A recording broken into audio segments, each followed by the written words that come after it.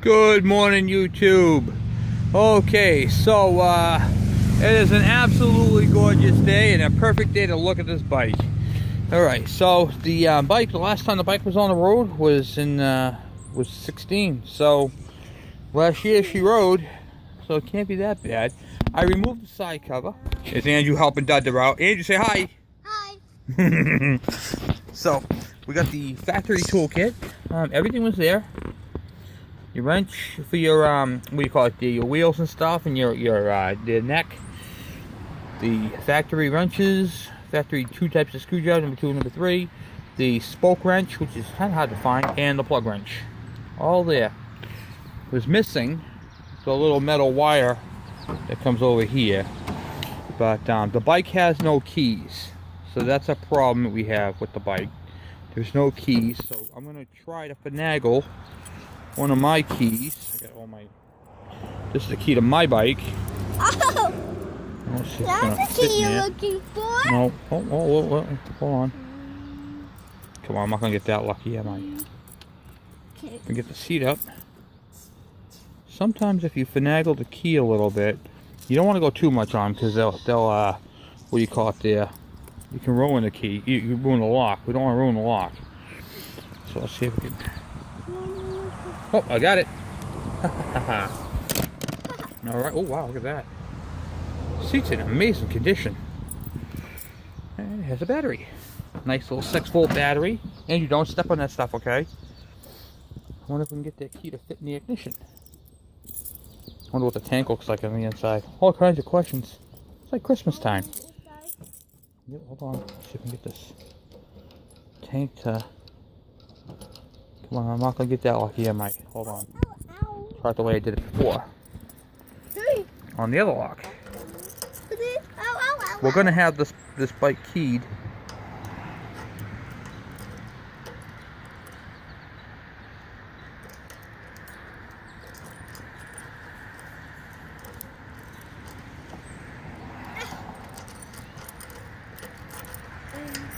Okay, we'll try the ignition. I'm in the room. Nope. Just had it and lost it. It's because it's the wrong key. Alright. Let's see if we can just here. Are you helping me out? Look at your bedhead. Get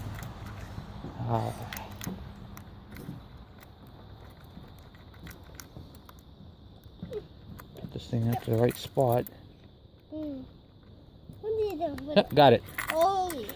Alright. Cool. Gas in it? Yes, there is the gas in it. Probably from last year, but we're going to try it. Might as well, right? What's up, buddy? Get down. I'm going to try starting this thing. I doubt it's going to start because the gas is a year old, but come on down. I'm going to try starting this thing. Oh my God, that turns hard. Okay, chokes up. Alright. Alright, hold on. Yep, we're going to try starting to see if it even turn over here. Hold on. I mean, I know it'll turn over. I kicked it to see if it was seized. But I never had the ignition on it. Alright. So, there's no key to it. No. Yeah. Whoop, whoop, whoop. You kicked.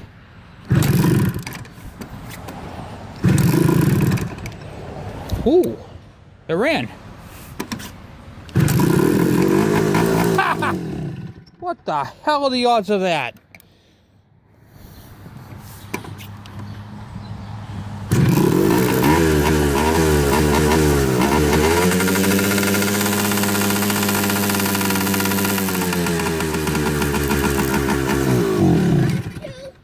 Yeah, hold on.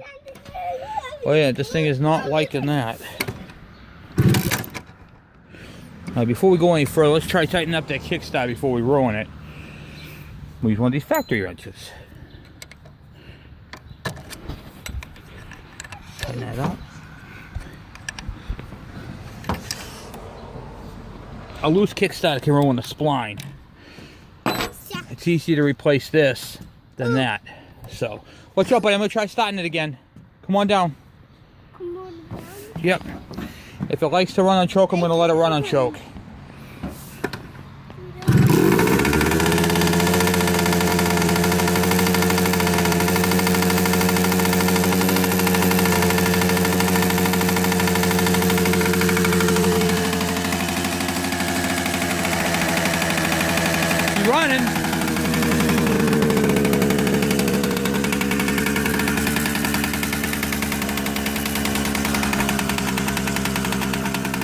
that head gasket. Oh, you can smell the bad fuel in it.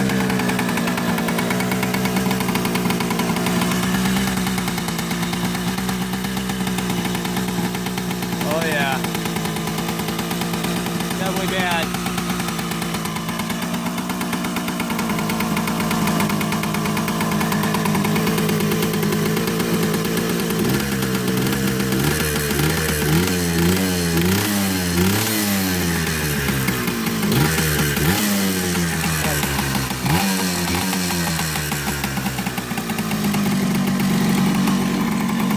Working? Barely, but it's on.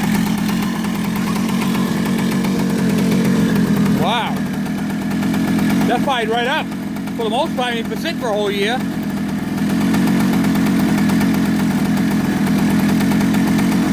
He thought it was sitting longer. I wonder if he just renewed the plate. You can smell the gas. The gas is wicked. I mean, you can't smell it right now because you're, you know, where you are and I'm here, but whew, it's pungent. Alright, well, this thing needs a head gasket. I'm not going to shut the key off. I'm actually going to shut the switch off on it. Put it off right here. Okay. Alright, well, it runs, and runs pretty good. What's that? You can go back on the trailer. Go ahead. Well, it runs pretty good. I did see a lot of smoke coming out the head gasket, but we don't want to let this thing heat up too much. It actually came with the gasket. Was very impressed. Everything looks like new. Look at that cable. It's a nice clutch cable. I can only imagine what that's gonna... That actually went pretty good. I'm very impressed. Oh, that's like a new cable. Okay, we gotta wrestle this thing. Yeah. Well, anyway, this is the 1999 Kawasaki KE100. And we're gonna do some work to it. First things first, we're gonna take what we want. Like that mirror. This is actually the parts bike. We what do you call it there? We're gonna put, I have another set of tires. These tires are going on my bike. I like these things. So we're gonna make a bike out of parts and pieces, leftovers, remains, if you will, for my bike, my white one, and then go from there. Not a crack in these tires. This thing was sitting in a garage. So that actually helped it quite a bit. And the fact that it was on the road last year, so I mean I can smell the pungent fuel smell, which is really not all that bad because, you know, you figure it's been sitting for a year. That's pretty good, you know. One thing I normally do that I didn't do on this time is check the air filter, see if it even if any mice were in there, but this thing started right out. I just wanted to kick it over. I just wanted to hear it kick. So, not really much. This has the electronic ignition in it too. Yeah, can't do it with that. So, let's see here. Yeah. Definitely can't do it with that. Alright, I'm going to try doubling this wrench kit. See if I can get with that. So I'm going to put you down for a quick second. Alright, so I removed the two screws. Oh, air filter looks great. It's got a nice air filter in it. Not sure if you ever need your air filter instructions. That's how it goes. Cage and foam. And the foam is in good shape. So I'm very happy with that. I love it when the stuff comes together like that. Alright, cool. And my electronic ignition piece should be in today for the KE100, so there'll be a video on that, which is nice. So get that thing electronicized. This is electronic ignition, and I did the video and I was trying to explain to you guys how to tell if you guys have electronic ignition. This is obviously, it's a newer bike, so it obviously has it. But I'm going to show you on this bike right here where to look and find that blue connector. I'm going to show you where to find that. So for this part, we're going to put this side cover back on. We're just going to set it on there. Don't have to be on. We'll put on one clip. There we go. Okay, so how to tell if your KE has electronic ignition. We're going to close that out of the way. I'm going to show you. Okay, so you're gonna look in this region right here, under here. Okay, let's see. To find it. See that blue connector right there.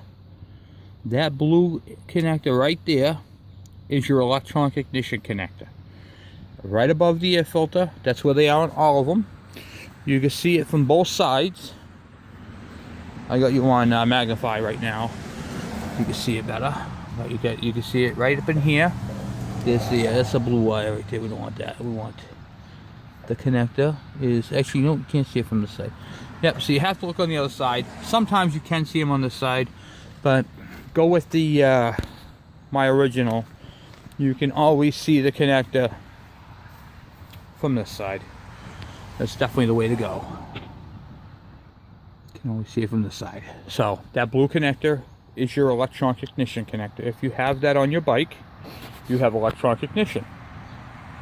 If you have two white connectors, you have your one with the two yellow wires, that's for your charging system. You go back over here, right there, you can see it right there. See if I can blow it up for you. There's right there is the two yellow wires on that white connector. If you have two white yellow wires on two white connectors, what do you call it there? The two yellow wires going into one white connector, that's your charging. And on the other side, you'll have a black and a green wire on a white connector. That means you have points ignition. And those are located under the left side cover. But this is an electronic ignition. So, and also too, the electronic ignition seems to run better even with bad fuel. Just from experience, they just seem to be able to take more of a beating than the points ignition. So, alright. So we want to, alright, so the head's cool. I'm not gonna, and this has a resistor plug in it too, by the way. Factory resistor. It's a BR7ES for the resistor plug. Apply for the electronic ignition. And then there's 4 12mm bolts in there to remove that cylinder head. Okay, so to do a cylinder head gasket, if your jug and head is leaking right here from right here, chances are you just simply need a head gasket. They're copper, so I found a problem with this already. And I'll show you what that is in a second. Sometimes you get dead giveaways, sometimes you don't. Okay, I'm going to show you one of the giveaways in a second. Alright, and then you just shake the head. It'll pop off like that. There's the cylinder head. It's in good shape. Yeah. Okay, and there's the gasket. And you can see where it's blown out. So, you burnt up in there. I found a couple of loose bolts. Check the integrity of the cylinder. Crank it over like that. Pistons up. This engine's in really, really nice shape. Right there. Piston's all the way at the top. That's your piston right there in the center. Yeah, I'll get you down in a second, buddy. Okay, so one of the dead giveaways on this right here, which told me that the head gasket where it was blown was the fact that it had 3 head bolts with flanges, one without, and of course it was loose. So that right there was most likely a culprit. And so what I'm doing right now is I'm just cleaning up the jug. If you run this successively, what do you call it there? You could warp the jug or the cylinder head. Fortunately, as I know, this particular one right here was not ran excessively like that because of the amount of oil on it. Normally when they're ran excessively, the thing is just, the whole jug is soaked. And this right here basically blew. He knew it blew and he shut it off. Which, I mean, there's nothing. You'd see heat marks and all that, and there's nothing here. So I'm going to get a wire brush and clean up right in here and clean this up just a tad. You don't have to take all the carbon off, you know. You could, but you don't have to. You just got to clean it so it'll take a gasket properly. Right back. Okay, for this I'm just using a regular basic wire brush and just going to clean it up.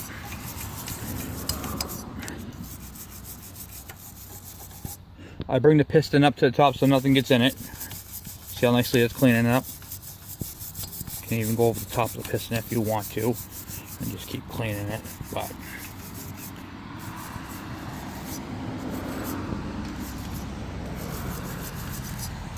what I'll do is I'll pressure wash the motor, so I'm not going to clean the jug area. I'm just going to clean the entire gasket surface where the head gasket's going to rest and get it nice and clean. Hold on, buddy, I'm doing this. Well, as clean as you're going to get it, you know. And then, as long as you can run your hand over it and not feel any what do you call it there, burrs or anything like that, or any gasket material, you want to get the gasket material off where it seats, you know.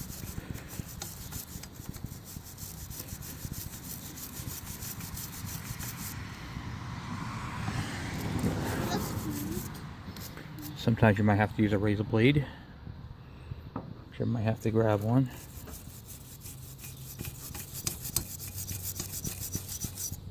Yep. I'll just scrape down right here, just like you can see it right there. Left and house, the cylinder head. See, the cylinder head looks perfect. See what side it was leaking on. And you don't want any crap in the combustion chamber either. You want to get it nice and clean as you can get it, without doing that. So I'm gonna put you down for a quick second. Okay, so you can still see the mark, but it's smooth. It's not raised up or anything like that. So that's what you want.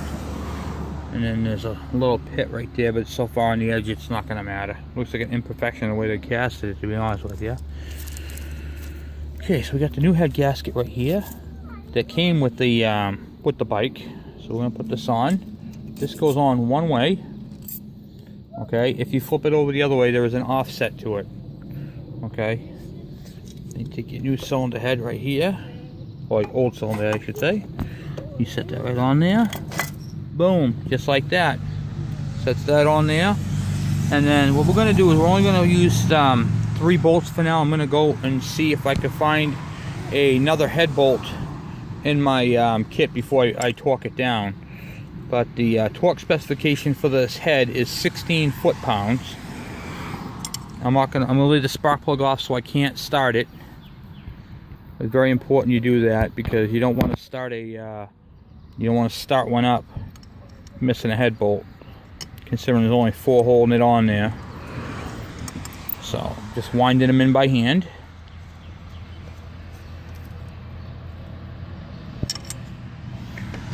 And they're copper gaskets, so they're not like they're, you know, a specialty. So you might have noticed that mine had a little bit of a wave to it. As long as there's no crease marks in it, it should wind down nice and flat. Actually, I got this head on backwards. What am I doing? Well, you can put this on backwards, but we're not going to. We're going to fix that right now. I don't know if anybody saw that. Don't look, people. Don't look. I did it backwards. I'm looking at the camera as I'm putting this thing together, doing it through the screen. Everything's backwards. I'm like, oh, what the heck is going on here? So, hold on 1 second. Let me fix that for you right now. My bad. Not gonna make a hell of a difference, but there. That looks a lot better. Anyway, back what I was saying. You got what do you call it there? Only 4 head bolts. So you want to make sure that they're in there and they're torqued down to the 16 foot-pounds. I know 16 foot-pounds doesn't seem a lot for a Andrew, can you please go play, buddy? Yes, because I'm trying to do this.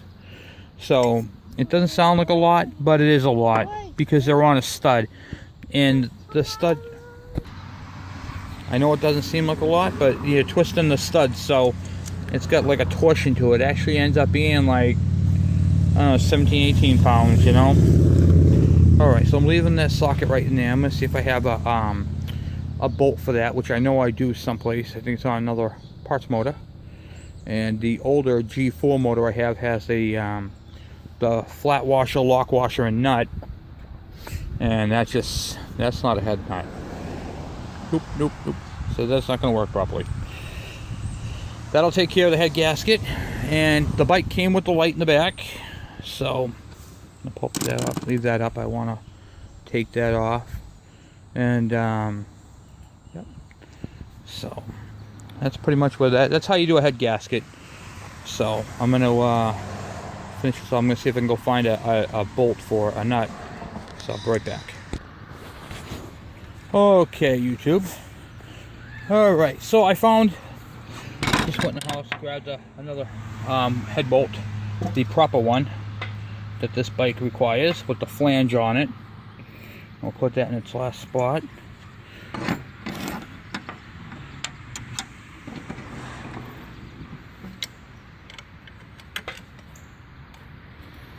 Get that right up in there. If I can. Kind of difficult to get to, but make sure the thread's on properly. Okay.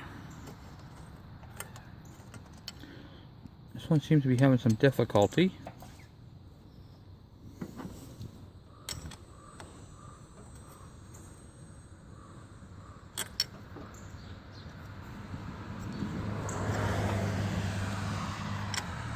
Okay. Alright, so what we're going to do is, what I like to do is I just snug them. I go right around, get them in there by hand, you know, to where they're basically going to be.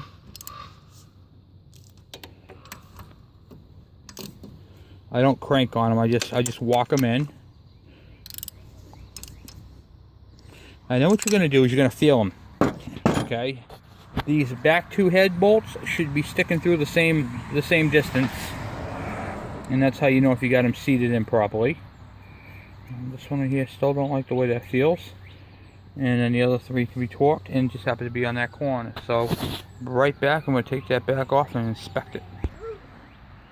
Okay, so I got the head back off, and I'm looking at the threads on this head bolt stud, and the stud is all boogered up, and that's why they put an American nut on a metric nut to take care of that.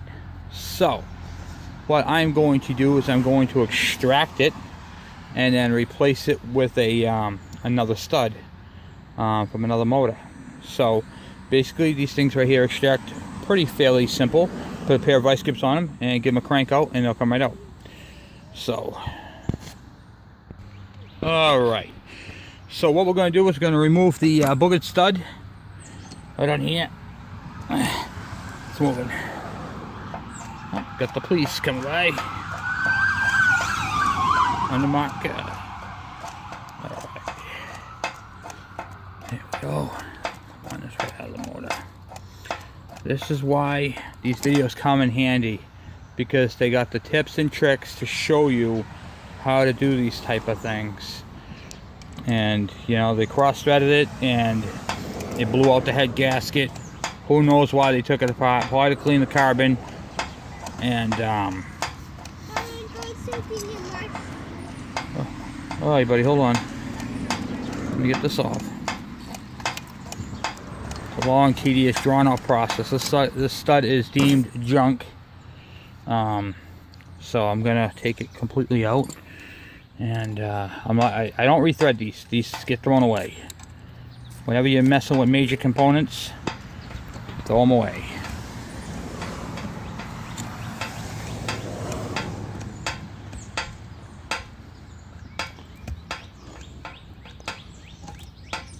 Buy new, or get, you know, if you have a nice used one, throw a nice used one in there, you know. I happen to have a nice used one, so I'm going to use it. because I strip these motors down so I keep the stuff for parts, only because I do a lot of them.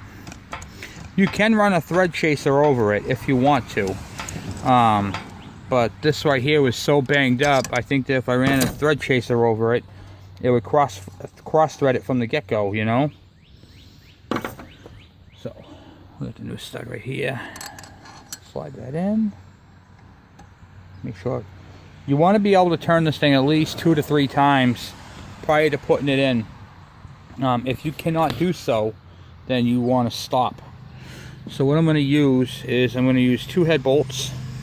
I'm going to make a sandwich. I'll show you how to do this. You screw one of them upside down.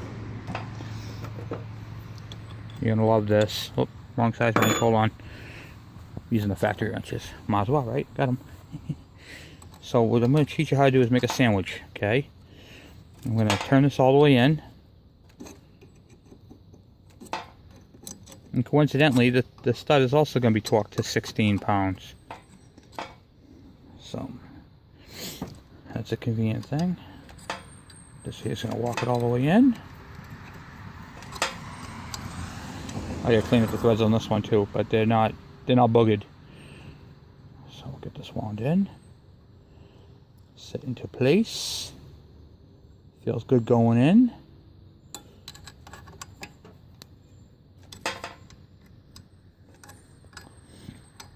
Because all this stuff right here ensures it's going to be a proper fit. And your head gasket's not going to blow out on you. When you stick an American stud, a nut, on a metric threaded anything, it's going to booger it up. Okay, so see right here, I wound it down a little bit. Okay, then we're going to take another nut, another head bolt, just like that one, stick it on the top, and make a sandwich. Then we're going to stick the wrench at the bottom of the nut, the bottom one. I need both hands for this, and then you take the other wrench and you stick it on top and you tighten them together. Okay?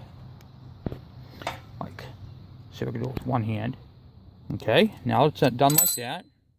I'm going to remove that bottom wrench, and now I'm going to torque this stud to 16 foot-pounds, which is what the recommended torque for the what do you call it there? The head bolts are. Alright, so give me a second, I gotta figure out where I just put my socket.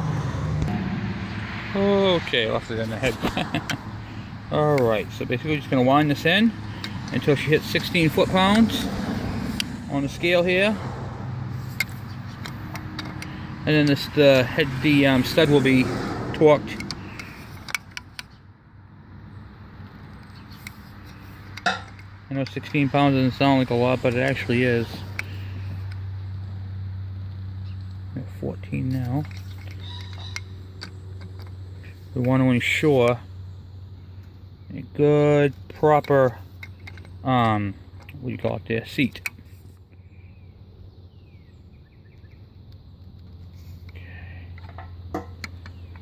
And the stud's not going to come out.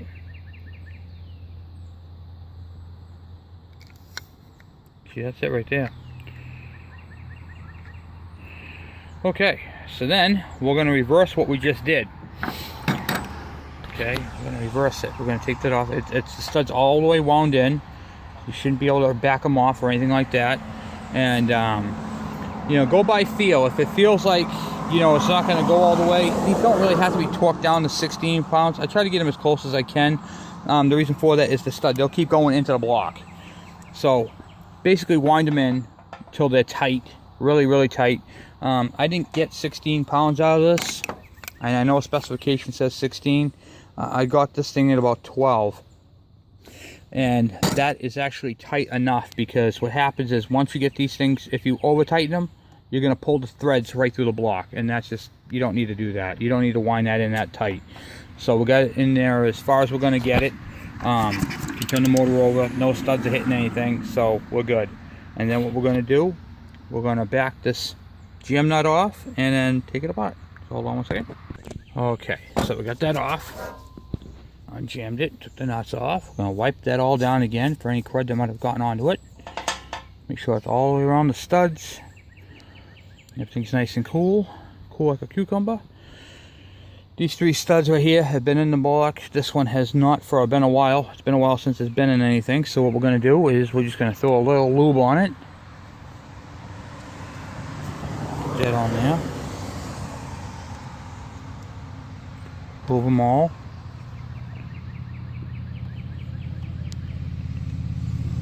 Okay. Then we're going to set the what do you call it there? Copper head gasket. Make sure there's no crap on it. You want to make sure it's nice and clean. There's nothing on it. Okay. Get that on there nicely. This time we're going to put the cylinder head on in the right direction. Okay. Make sure the surface is all nice and clean. Sits on there just like that. Make sure it's sitting. See, it's copper. And then we're going to take the head bolts. I load them into the socket first. And, oh, that one didn't work. Here we go. You want to wind these on by hand. Oh yeah, it's going all the way down nice. Should be protruding to the top. Yep, it is. Load the second one on the damaged, where the damaged stud was. And this is why I do them this way. So I can load them up and see how they feel. And well, that's it for video number 1. I got on the head gasket. I got to charge this battery. It's what do you call it there? Very, very low. But I'm going to torque all 4 of these down to 16 foot-pounds on the torque wrench. And that is how you do a cylinder head gasket. So anyway, thank you for watching, and I hope this video helps. Actually, I'm going to pause it and see if I can charge you up while I'm doing that. Hold on.